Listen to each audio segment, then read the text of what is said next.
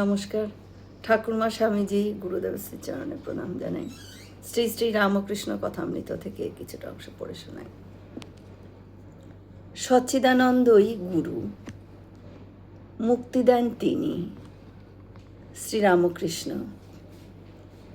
মানুষের কি সাধ্য অপরকে সংসার বন্ধন থেকে মুক্ত করে? যার এই ভুবনমোহিনী মায়া, তিনি সেই মায়া থেকে মুক্ত করতে পারেন। সচ্চিদানন্দই গুরু বই আর কিছুই নয়।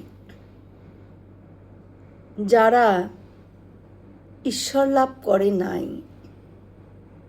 তার আদেশ পায় নাই, যারা ঈশ্বরের শক্তিতে শক্তিমান হয় নাই, তাদের কি সাধ্য জীবের ভববন্ধন মোচন করে?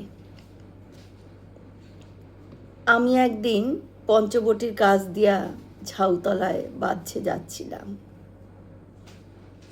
শুনতে পেলুম যে একটা কোলা ব্যাঙ খুব ডাকছে, বোধ হয় সাপে ধরেছে। অনেকক্ষণ পরে যখন ফিরে আসছি, তখন দেখি ব্যাঙটা খুব ডাকছে। একবার উঁকি মেরে দেখলুম কি হয়েছে। দেখি একটা ঢেড়ায় ব্যাঙটাকে ধরেছে, ছাড়তেও পারছে না, গিলতেও পারছে না। ব্যাঙটার যন্ত্রণা ঘুরছে না। তখন ভাবলাম, ওরে, যদি জাত সাপে ধরত, 3 ডাকের পর ব্যাঙটা চুপ করে যেত।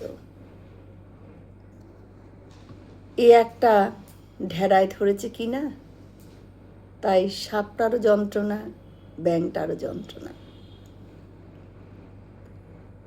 যদি সদ্গুরু হয়, জীবের অহংকার 3 ডাকে ঘোচে।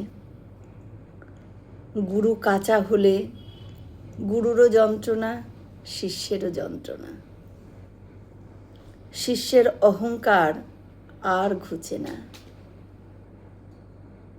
সংসার বন্ধনও কাটে না।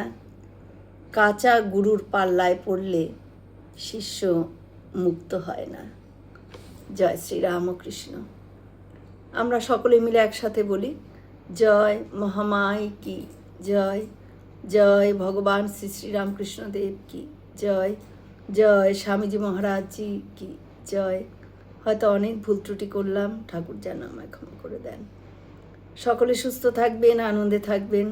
ঠাকুর মায়ের কৃপা দৃষ্টি সকলের ওপর বর্ষিত হোক। শুভরাত্রি।